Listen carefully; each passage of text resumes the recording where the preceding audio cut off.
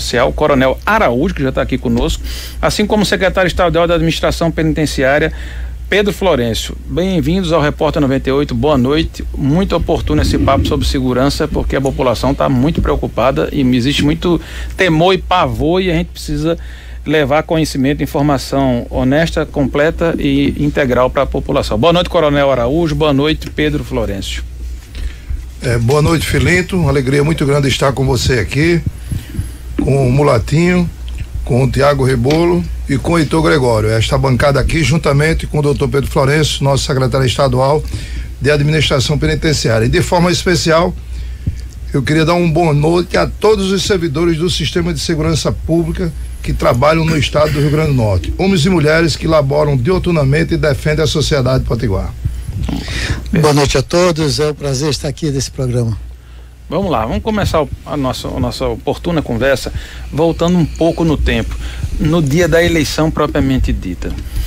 Secretários, eu pergunto aos senhores, naquela noite, quando aqueles ônibus que inicialmente foram pensados como sendo ônibus das empresas de transporte coletivo, depois foi verificado que eram ônibus particulares, quando aqueles ônibus foram queimados, a partir dali, antes mesmo do salve que circulou em grupos de WhatsApp, aquilo ali não funcionou como uma sinalização clara de uma necessidade mais séria e mais acompanhada por parte da condução da segurança? Os ônibus apareceram incendiados em Felipe Camarão. Em Felipe Camarão. Foram 4 ônibus? 2 ônibus. 2 ônibus. Foram 4 ônibus. Na noite do domingo mesmo. Do domingo da apuração. Logo após a apuração. Isso.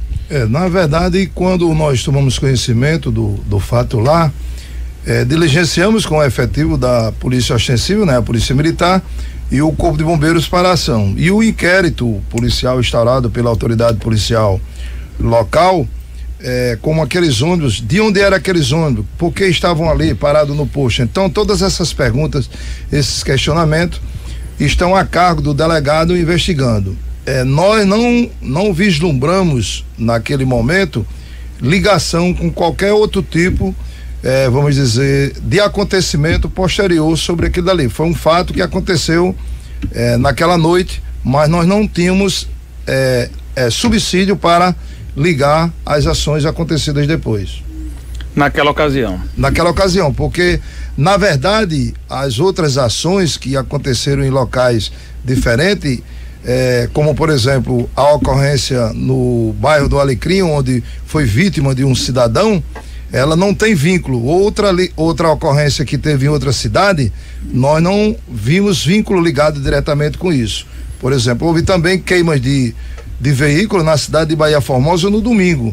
Então, muitos dias depois da primeira ocorrência. Então, não teve um vínculo diretamente àquela primeira ocorrência. Teve também o caso daquele veículo da STTU, né, Coronel Araújo? O veículo da STTU no bairro da Ribeira, entre Ribeira e Rocas, onde é uma instituição pública que estava lá, tinha sistema de câmeras e tinha servidores públicos e servidores privados trabalhando naquele local. Secretário, o senhor afirma que lá no domingo, naquela ocasião, o senhor não vislumbrou ali inicialmente uma ação orquestrada, né?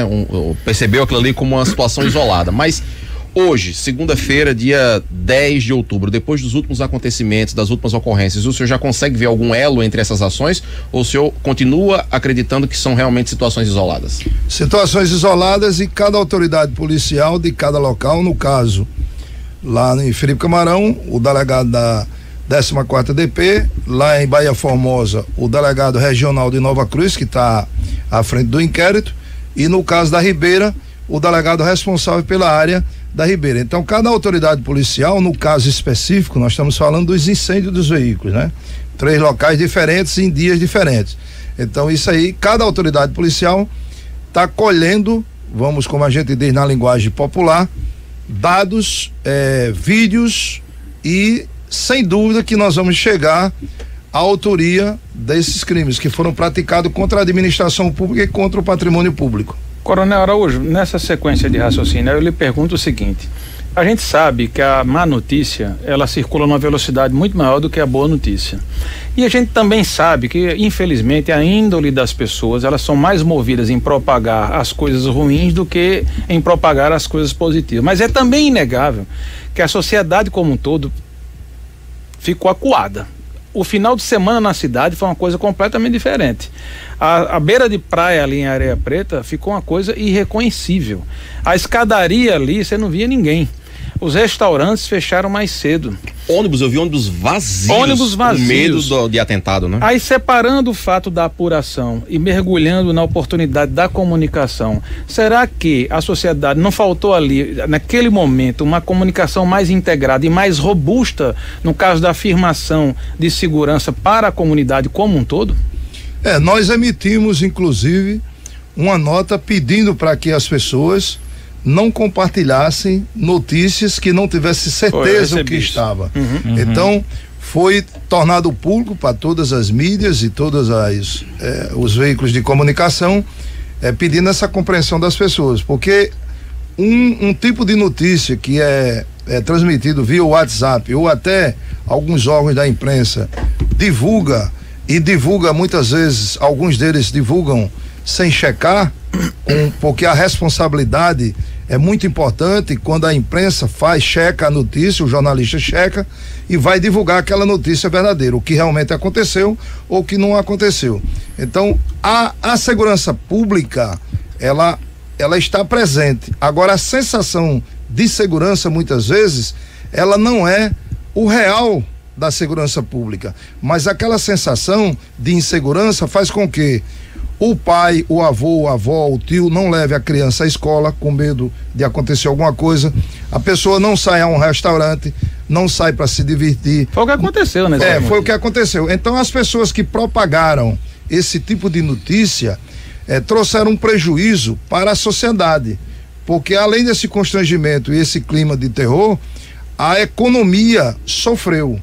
E outra, muitas vezes também as pessoas proprietárias de estabelecimento, quando alguém disse que houve determinada coisa no estabelecimento que não era verdade, também é um compromisso que aquele proprietário daquele ambiente também diga, olha, isso não é verdade, isso não aconteceu aqui. Mas secretário, deixa eu fazer Federal fez. Mas deixa eu fazer uma colocação, secretário. Não seria o momento, ou oportunizaria ali aquela situação, uma postura mais contundente e dizer, natalense, aqui não há, o crime não impõe um movimento para com a sociedade, aqui há policiamento, circulem, haverá um reforço assim, assado, uma sensação de contraponto do sistema de segurança para dar um conforto, um alento e uma segurança mínima que a sociedade precisava, porque eu concordo, essa questão da propagação indevida, como eu coloquei aqui, as pessoas têm o maior prazer do mundo da notícia ruim, são céleres nesse sentido, mas o que eu senti falta como cidadão, e aí coloco aqui uma crítica construtiva, foi de uma postura mais agudada da polícia, mostrando aí, fiquem tranquilos, aqui existe um sistema policial, um sistema prisional, as coisas estão administradas, estão sob controle, não faltou isso não, secretário? Não, no ponto de vista, eu compreendo a sua afirmação e entendo, mas o sistema de segurança pública, ele se pronunciou, o governo do estado se pronunciou através da Secretaria de Segurança Pública, dizendo que estava adotando medidas que a população ficasse tranquila com aquela situação. Agora, e outra, além da nota publicada e o que se foi falado com a imprensa, foi feito ações pontuais com a polícia.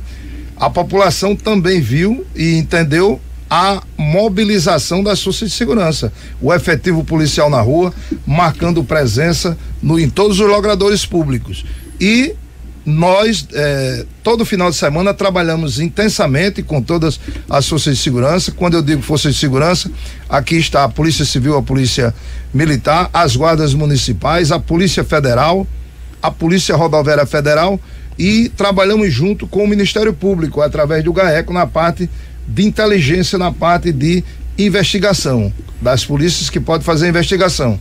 E no dia de ontem, domingo, o clima já foi diferenciado e hoje, na segunda-feira, também diferenciado. As pessoas começaram a compreender e entender que não valia a pena estar mandando mensagem e divulgando coisas como quando tem uma ocorrência, normal se divulgar, mas criar uma ocorrência é diferente. Secretário, nós observamos que os acontecimentos, eles tiveram início logo após o resultado das eleições, né? No domingo, assim que saiu o resultado, houveram aqueles registros dos ônibus e assim por diante. O senhor acha que esses acontecimentos eles podem ter motivação política ou retaliação a uma especificamente teoricamente a eleição de Wendel Lagartixa o senhor acha que pode estar ligado, os fatos podem estar ligados uma coisa a outra?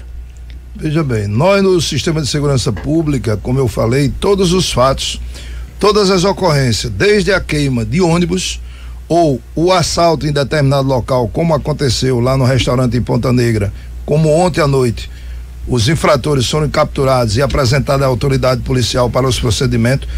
Todos esses locais de ocorrências, de fato, as autoridades policiais competentes à investigação estão investigando.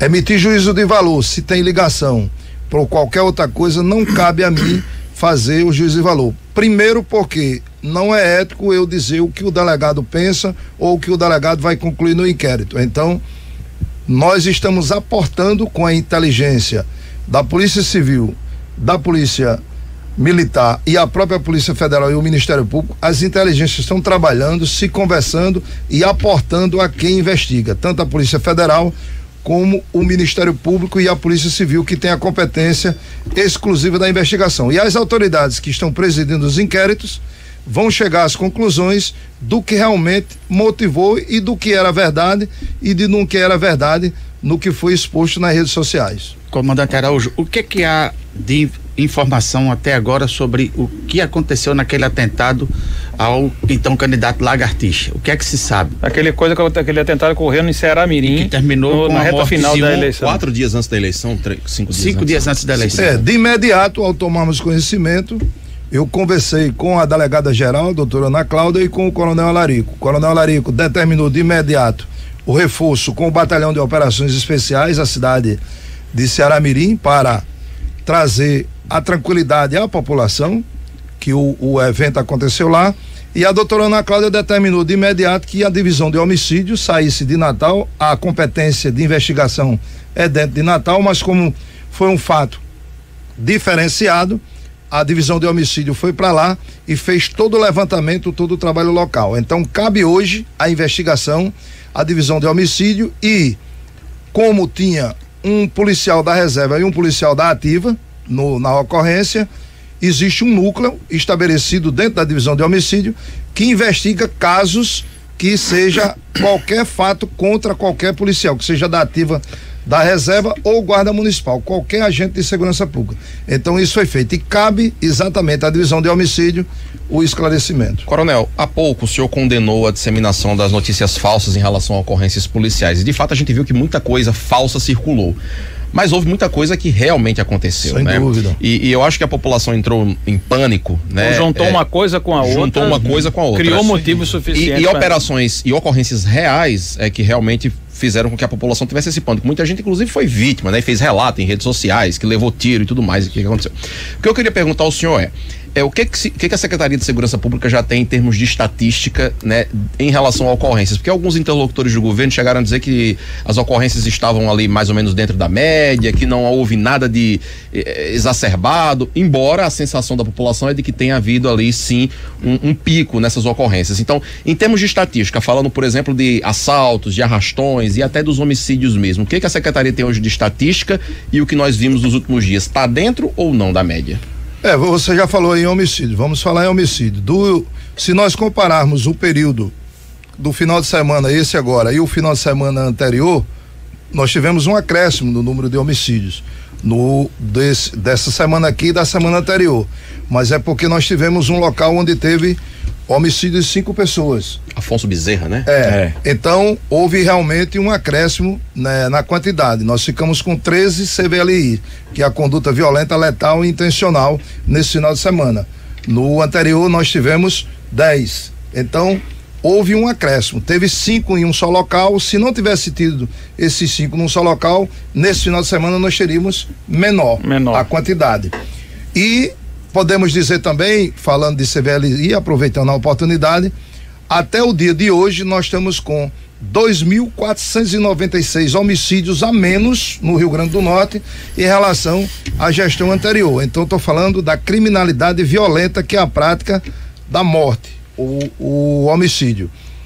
As demais ocorrências teve um acréscimo um acréscimo no registro de boletim de ocorrências nas delegacias, inclusive na delegacia de plantão de registro de ocorrência desde o furto ou o roubo de um celular, a perda de um objeto, de uma chave, o esquecimento de um relógio, ou até o furto e roubo do veículo. Mas a ocorrência, o acréscimo de ocorrência de violência, não houve. Os mesmos índices, por exemplo, do sábado para o domingo, a quantidade de chamadas no Centro Integrado de Operações de Segurança Pública, na região metropolitana, que cuida em média de 1.400.000 habitantes de toda a região metropolitana, nós tivemos em torno de 1.000 ocorrências, 1.000 chamados a menos do que nos dias normais anterior a esse período.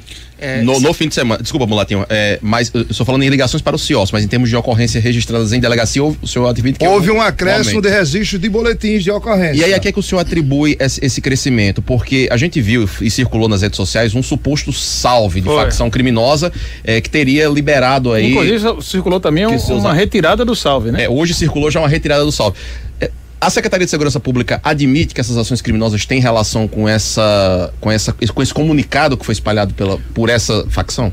Toda e qualquer fala de qualquer pessoa, quando muitas vezes uma mídia social, um grupo divulga, como foi divulgado, por exemplo, que no dia de domingo linhas tais não ia circular, isso aí causa um mal-estar para todas as pessoas. Como nós tomamos as providências de imediato, não teve nada, mas as forças de segurança pública foram na garagem das empresas, acompanharam as linhas, foram usar os terminais de ônibus. O que foi que fez? Nós desprendemos um maior efetivo para algo que alguém colocou dizendo que ia acontecer, que não era verdade.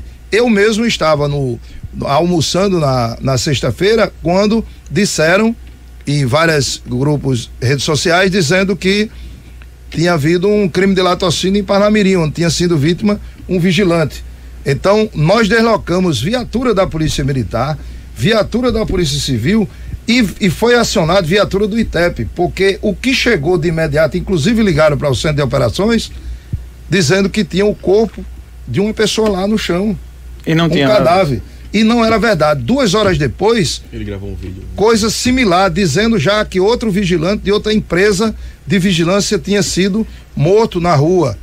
E, coincidência ou não, também dizendo que um mototaxista também tinha sido assaltado e tomaram a moto dele. Então, esse tipo de coisa, muitas pessoas ficaram atordoadas. Perderam objeto, perderam celular, perderam chave de casa, e nós acreditamos. E outras também foram assaltadas, foram furtadas. Então registraram os boletins de ocorrência nas delegacias. Secretário, quem mora em Petrópolis, Tirol ali e frequenta Areia Preta para caminhar, ali você tem grupo de beach tênis, você tem grupo de caminhada, grupo de bikes que usam as escadarias para fazer o exercício e frequentam porque tem a segurança, aspas, das facções que podem andar ali, porque a informação que circula é que as facções não querem a polícia lá, por isso não querem a ocorrência. E quando há o assalto ou algum crime cometido por algum delinquente lá, é dada a ordem para que eles se retirem da comunidade e eles deixam a casa,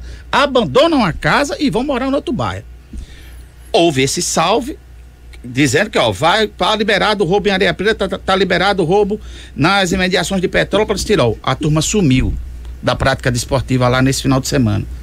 Como devolver a confiança para que a pessoa volte a frequentar aquele bairro lá? Ontem nós tivemos um exemplo prático e real. Sim, e outra coisa, e a polícia inclusive pegou um flagrante num assalto que estava acontecendo, ou foi no sábado ou foi no domingo? 2, teve um em Areia Preta, onde 3 rapazes vitimaram uma pessoa lá, os 3 foram detidos e conduzidos à delegacia. E outro também praticou um assalto a um cidadão que mora em um edifício lá, ele também foi preso e conduzido à delegacia. E ontem, de forma prática e o visual para todas as pessoas, inclusive alguns moradores que moram naqueles edifícios, filmaram a ação da Polícia Militar numa abordagem onde vinha 5 pessoas dentro de um veículo em atitude suspeita e parou todo o trânsito daquele local. Muitos veículos circulando, muitas pessoas passando, e mostrou que a polícia estava presente, que as forças de segurança estavam presentes, enfrentando a criminalidade. Então nós estamos garantindo às pessoas, com a maior efetivação dos policiais na rua, para garantir a segurança e voltar à normalidade. Secretário de Administração Penitenciária Pedro Florencio, eu começo lhe perguntando também, dentro desse contexto, no sistema prisional, nas penitenciárias, houve alguma alteração? Que eu sei que existe a inteligência da polícia lá e se acompanha isso com muita atenção. Houve algum tipo de alteração dentro desse contexto do salve que circulou pelas redes sociais? Não, o sistema está absolutamente sob controle, não ocorreu nenhum tipo de evento. Nós temos uma inteligência própria, Departamento de Inteligência Penitenciária, que atua integrado com as polícias, né? Não ocorreu nenhuma movimentação, foi absolutamente normal a sexta-feira, sábado, domingo e hoje dentro do sistema. Secretário, sabe-se que facção está... Fala-se em determinada facção. Isso. Mas qual é diante das informações que vocês têm, do levantamento que você tem, das práticas, da localidade do que está acontecendo, já se sabe o endereço desses salves e já há uma investida do Estado para deter esse tipo de, aspas, tentar tocar o terror na cidade? A Polícia Federal, o Ministério Público Estadual, através do GAECO, e a Polícia Civil, são as 3 instituições no estado do Rio Grande do Norte que têm competência legal de fazer a investigação. Então essas 3 instituições estão trabalhando na parte de inteligência e de investigação, claro, com o aporte do sistema prisional, doutor Pedro Florencio aqui, que tem a inteligência do sistema prisional e a inteligência da Polícia Militar, todo o sistema aportando dados para as investigações, tanto da Polícia Federal como do GAECO e da Polícia Civil. Secretários, o secretário Coronel Araújo falou agora há pouco aqui que algumas medidas foram adotadas assim que começaram a surgir ali essas informações sobre o suposto salve e essas ocorrências.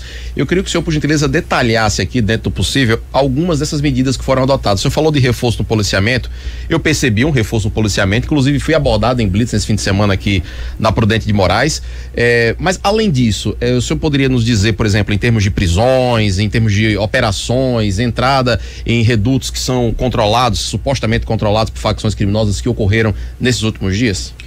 Sem dúvida. Como eu disse que as instituições de segurança pública, a Polícia Civil, a Polícia Federal e o GAECO são as instituições que fazem a investigação, os inquéritos foram instaurados e as operações irão ocorrer direcionados ao que foi apurado nos inquéritos. Então, em breve, muito em breve, nós teremos ações pontuais em determinados locais, fruto da investigação e do trabalho dessas instituições que têm a competência de investigar. E será todas essas operações de forma integrada: Polícia Militar, Polícia Civil, Polícia Federal, Polícia Rodoviária Federal e a própria Polícia Penal. Mas, com todo respeito, secretário, não há uma demora não nessa resposta?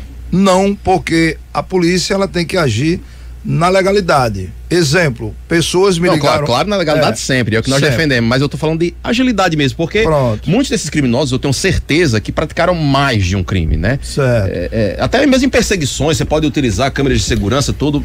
Essa resposta não poderia ser mais rápida? Muitas pessoas, inclusive ontem, me ligaram na hora que os 2 rapazes foram detidos e conduzidos à delegacia. Então nós tivemos todos os cuidados e todas as cautelas para ter condição realmente de que eles ficassem detidos, ficassem presos, porque muitas vezes no calor da notícia ou no calor da ocorrência nós não podemos agir, como eu disse, na ilegalidade. Tudo tem que ser com as devidas cautelas e os devidos cuidados. Algumas pessoas nos cobraram também porque é que as câmeras da rua já mostrou a imagem das pessoas acusadas de terem praticado o assalto onde foi vítima do cidadão francês. Por que eles não foram pegos, que já tem as imagens deles? Porque existe uma investigação, existem técnicas adotadas pela divisão de homicídio, onde só acontecerá a prisão quando tiver fundamentada e a autoridade constituída do Ministério Público e do Poder Judiciário determinar a prisão. Pedir licença aqui ao Coronel Araújo e a Pedro Florencio, querendo fazer um anúncio de adiamento da Voz do Brasil, e voltamos já já. Recebendo o secretário Coronel Araújo, secretário de Segurança Pública, e o secretário estadual de Administração Penitenciária, Pedro Florencio. Secretários, o que a sociedade pode esperar a partir deste episódio e a partir de hoje em diante, aqui no sentido de restauração plena dessa segurança e dessa tranquilidade do ir e vir? A sociedade, ela pode acreditar e deve acreditar em todos os homens e mulheres que fazem o sistema de segurança pública no estado do Rio Grande do Norte. Como eu falei no início da minha fala aqui, são pessoas abnegadas que trabalham, laboram diuturnamente no Rio Grande do Norte. Esses profissionais estão nas ruas, nas delegacias, nas unidades policiais, nos próprios presídios, o doutor Pedro Florencio vai falar aí. Todos eles estão trabalhando para garantir a segurança e garantir a sensação de segurança. E nós aproveitamos um momento aqui para dizer às pessoas, os homens e mulheres de boa vontade, que quando for compartilhar qualquer notícia que ele tenha até convicção que aquilo aconteceu, ou que não tenha convicção, ele tenha cuidado de como compartilhar, para não trazer pânico, não fazer com que as pessoas fiquem como ficaram nesse final de semana. Que, como eu disse, uma coisa é a segurança pública e a outra é a sensação de segurança. Então, a sensação fez com que as pessoas ficassem. Nós estamos aqui nessa sala. Normalmente aqui é um local seguro. Mas se alguém disser que aqui. Aliás, hoje mais do que nunca. Um artefato. Tem um artefato explosivo aqui que pode todos nós. Sermos vítimas, já fica aquele pânico. Aí Filito já fica preocupado, diz aí, mulatinho, aí fica, será que tem uma bomba? Será que tem uma bomba? Alguém disse que tem uma bomba. Vocês não vão nem vir à rádio para trabalhar porque tem uma bomba aqui dentro. Então, esse tipo de coisa não ajuda. O comércio, os estabelecimentos comerciais, os restaurantes, os bares, os hotéis, as lojas, as vendas, prejudica a sociedade, prejudica a economia, prejudica o cidadão, o trabalhador, o homem que está trabalhando, o homem e a mulher no dia a dia nas ruas do Rio Grande do Norte. Mas, secretário, dentro de uma percepção de efetividade mais clara para o cidadão comum, ele pergunta o seguinte: a Secretaria de Segurança está mobilizada a nível de aparato, não só de profissionais, de policiais na rua, há uma operação em curso de maior pujança para dar essa sensação de segurança, há um diferencial operacional nesse dia? Sem dúvida, inclusive com instrumentos de tecnologia de primeiro mundo, sendo operado pela inteligência das instituições. Como eu disse, tudo que se fala e que se diz e que se está em redes sociais e que é público, as estruturas de segurança pública, quando é tornado público, tem condições de investigar e pontuar. Eu queria fazer uma pergunta ao secretário de Administração Penitenciária, doutor Pedro, né? Hoje, quanto tem de vagas, vamos dizer assim, sobrando no sistema prisional do Rio Grande do Norte? Com o volume de prisões que o Estado faz, nós não temos vagas sobrando. Você tem ideia? Uma média de 20 pessoas por dia são presas, 600 por mês, 7.200 por ano. Não tem como, no mesmo volume que a polícia prende, construir vagas. O Rio Grande do Norte tem um déficit de em torno de 2.500 vagas no sistema prisional. Mas, complementando a palavra do Araújo na questão da segurança, vocês têm a ideia, a importância, vocês conhecem muito bem, porque conviveram com a rebelião que houve aqui, o evento de janeiro de 2017 em Alcaçuz. Fundamental na manutenção da segurança pública, dos índices de criminalidade, é o controle do sistema prisional.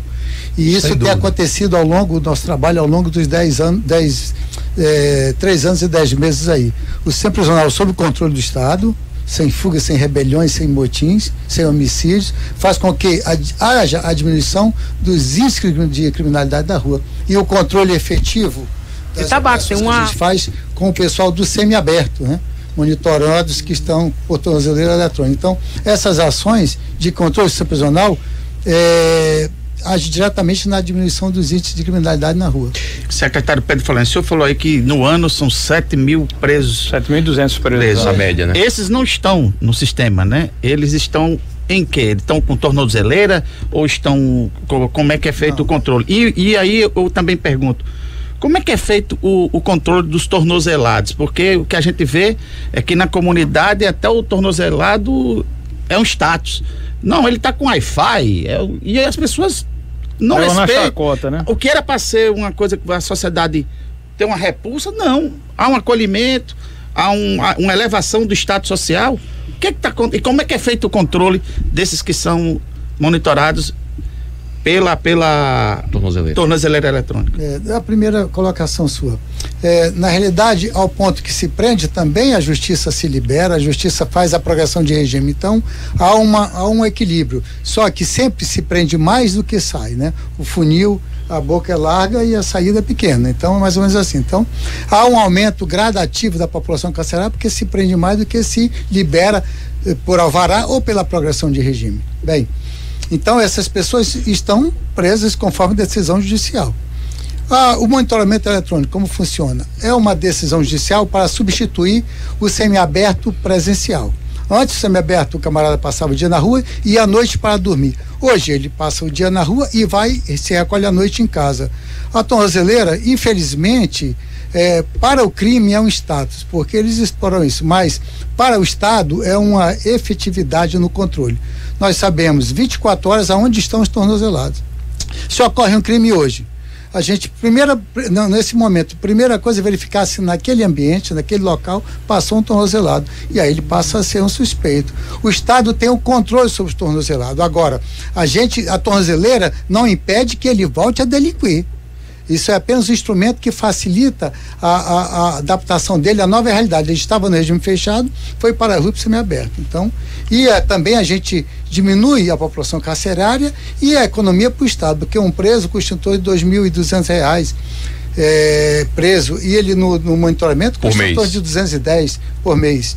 Então há uma economia, a diminuição dos índices da população carcerária. E é um programa muito efetivo. Em todo o Brasil isso ocorre, é muito efetivo. Mas, naturalmente, que quando um tornozelado comete um crime, aí parece que o sistema não tem credibilidade. O senhor falou que hoje não tem vaga sobrando, vamos dizer assim, no sistema prisional. E existe algum projeto de construção de um novo presídio, para que novas vagas surjam? Não, nós não temos recursos nesse momento para isso. Nós solicitamos ao DEPEN um recurso, mas a gente não conseguiu. Estamos esperando a liberação dos recursos do Fundo Penitenciário Nacional, que vão ser alocados para o ano que vem, para ver se vai ter recurso. Hoje, para você ter uma ideia, para construir um presídio para 400 vagas, você gasta aí em torno de 30 milhões. Nós estamos construindo um CDP em Caicó, vai custar em torno de 10 milhões para 200 vagas.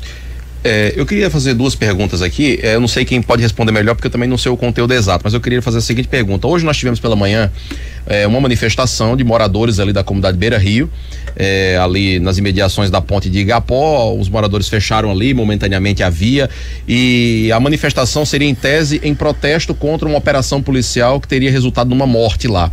Que operação foi essa? Foi da Polícia Militar, da Civil, da Polícia Penal? Tem informações nesse sentido? O que motivou essa operação e o que efetivamente aconteceu lá, secretários? Houve um bloqueio lá da rua da BR, inclusive a Polícia Rodoviária Federal esteve no local e o Corpo de Bombeiros e a Polícia Militar também. Mas inclusive as pessoas que colocaram os objetos e fizeram o incendiário, eles, quando o efetivo chegou, eles saíram. Então nós não temos vamos dizer, materialidade de dizer o que motivou. Não sabemos o que motivou, mas está sendo feito um trabalho de inteligência para as pessoas que moram na comunidade, se nós sabemos qual foi o real motivo, mas não existe um motivo específico que tenha sido dito aos policiais que estejam lá. Inclusive um próprio policial rodoviário federal estava no local. Quando ele foi entrevistado, perguntou se ele sabia, ele disse que não, e ele estava no local onde as pessoas estavam. Secretário, deixa eu só fazer uma dica aqui de automobilista aqui, de responsabilidade, viu, amigo? O que não falta é opção para escolher seu carro novo na Duna Citroën. Você bem direto ao ponto, porque senão não nem dá tempo de falar tudo para vocês, viu? Mas se você quer saber de tudo mesmo, o melhor é passar lá na Duna Citroën. Novo C3 e SUV Citroën C4 Cactus com condições imperdíveis para escolher, viu, Mulatinho? Já chegou, como a gente já falou aqui, o novo C3 com pronta entrega, com preço especial do lançamento por apenas R$ 68.990. Tem também um SUV Citroën C4 Cactus, a cara de Heitor Gregório, por apenas R$ 99.966. Esse eu deixo pra mulatinho, a partir de 0,99 ao mês. Então faz o seguinte, então faz o seguinte, liga pro 4009-9000, 4009-9000, ou manda um WhatsApp agora para o 988023742, 988023742, e fale com o consultor digital do Grupo Dunas e não perca essa mega oportunidade. Combina bem com esse novo momento capilar que a gente vai falar com ele antes do programa encerrar. Secretário, desculpa, Mulatinho. Na sexta-feira, antes do horário ali do almoço, pessoas que moram em São Tomé falaram de um arrastão que teria tido no comércio, eles fecharam as portas e ficou aquele clima de insegurança. Qual a informação que o senhor tem lá de São Tomé? E se houve também algum toque de recolher em alguma outra cidade que a gente... Não, lá em São Tomé eu conversei inclusive com o prefeito e com o comandante do destacamento lá. O que aconteceu é que no momento lá, a viatura que faz o policiamento da caminhonete saiu para abastecer São Paulo do Potengi, 30 quilômetros. Antes tinha que vir a Natal, nós encurtamos e habilitamos um posto lá em São Paulo do Potengi. Então nesse interim houve um assalto, ou foi 2 assaltos em estabelecimento comercial no centro da cidade, né? Então causou aquele estresse, mas de imediato a viatura retornou e viaturas de outras áreas deram apoio. Eu conversei com o prefeito e estabelecemos a ordem na cidade. Secretário, teve alguma outra ocorrência em alguma outra cidade? Não, e tiveram ocorrências normais, como normais que eu digo, quando se fala em normal, dentro da média, não está normal. E em segurança pública não existe normalidade, não existe nada normal. Tá tudo tranquilo de uma hora para outra, uma ocorrência de gravidade ou as ocorrências que vamos dizer, tolerável dentro do sistema de segurança pública que acontece no Rio Grande do Norte, no Brasil e em qualquer país do mundo. Coronel, o governo foi bastante criticado por alguns setores aí da sociedade, parlamentares, com relação à logística que foi instalada para as eleições, a segurança das eleições. O governo decidiu não pedir suporte aí das Forças Armadas, né? Resolveu a situação toda com seu próprio efetivo da polícia, mas houve uma crítica de que poderia, inclusive o deputado estadual subtenente Eliabe chegou a sugerir isso em uma declaração, de que haveria aí alguma questão política envolvida, porque policiais que estavam de folga, de licença, foram todos chamados para trabalhar nessa cobertura específica aí das eleições. Por que o governo decidiu seguir por esse caminho e não pedir esse suporte das Forças Armadas, e como é que o senhor responde a essa crítica de que houve talvez ali alguma interferência política nessa questão? Não, o caso específico do Rio Grande do Norte, não só o Rio Grande do Norte, não é isolado, outros estados da federação seguiram a mesma sistemática. O que foi a sistemática? O Tribunal Regional Eleitoral consultou o presidente do tribunal, consultou o governo do estado, se o governo do estado teria condições de realizar a segurança das urnas eletrônicas e garantir a ordem pública nos municípios do estado.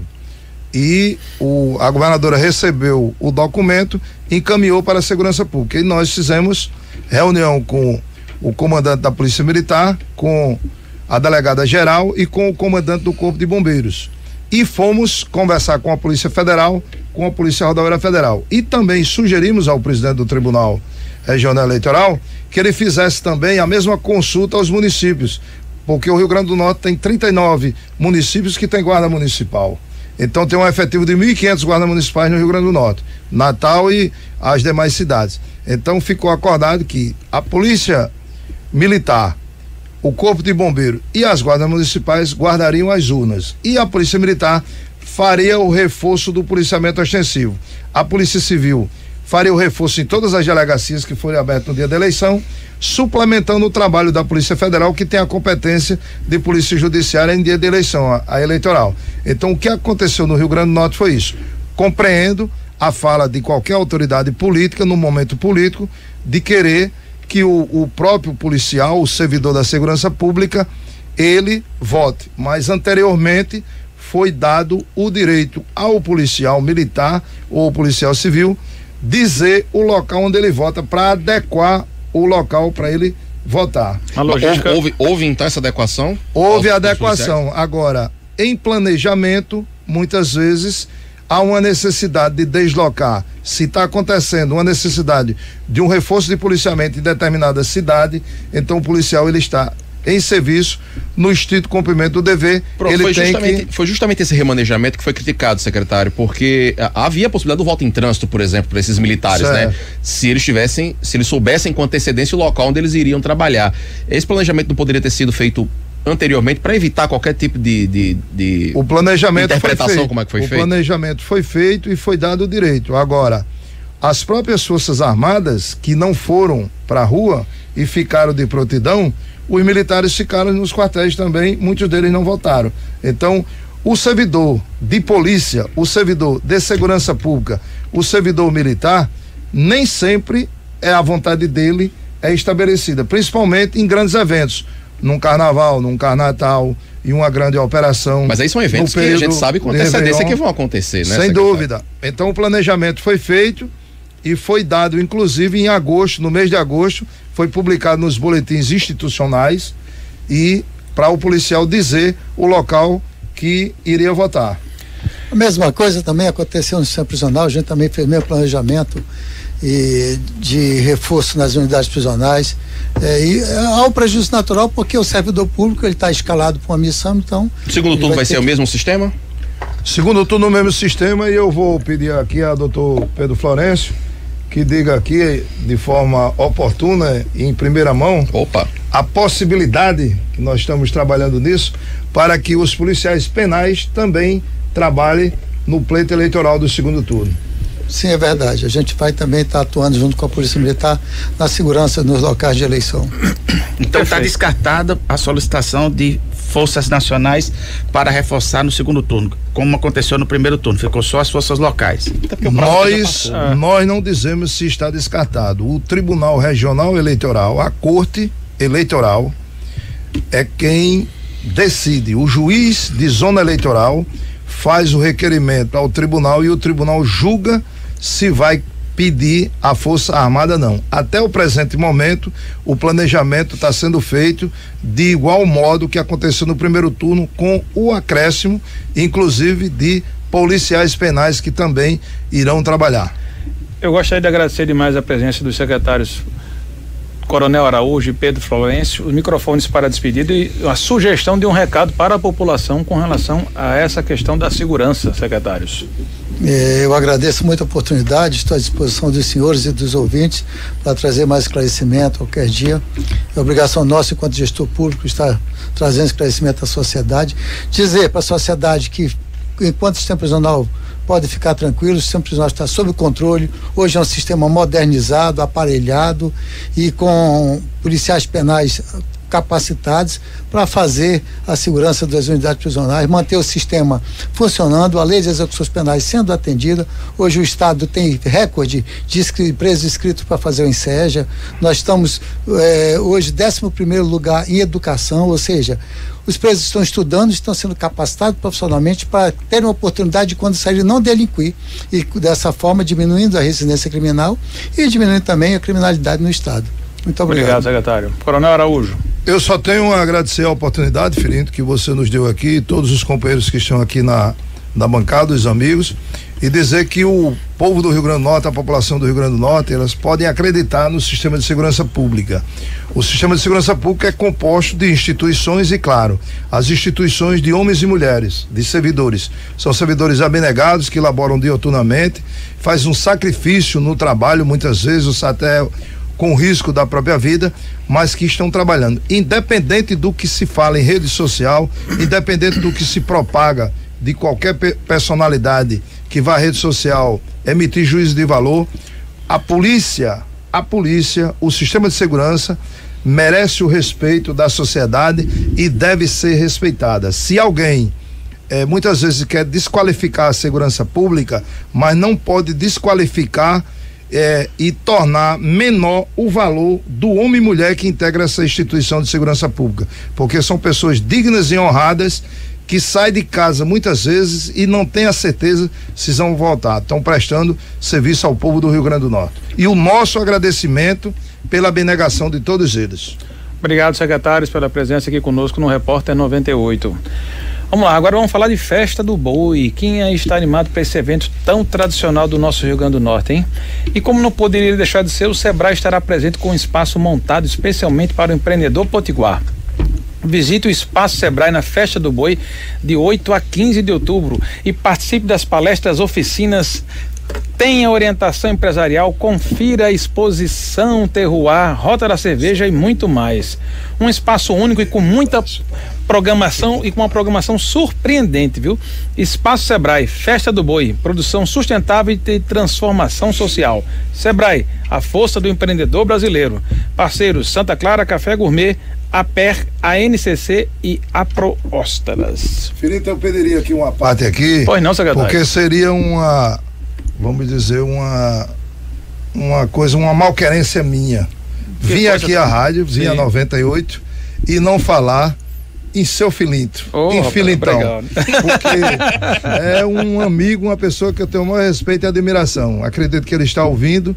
Senti a falta dele não estar aqui, mas sei das atribuições que ele tem em outras missões, mas quero deixar aqui o fraterno abraço, a amizade que eu tenho a ele, que tem os seus tios e que tiveram os outros seus tios que já estão no Oriente Eterno, né? Tá certo, e toda a família, né? Uma família que tem um vínculo muito grande com a segurança pública e com a Polícia Militar. Obrigado, secretário. Muito obrigado pelo seu carinho, amizade e bem-querer, viu? Obrigado, boa semana e bom trabalho. Vamos lá.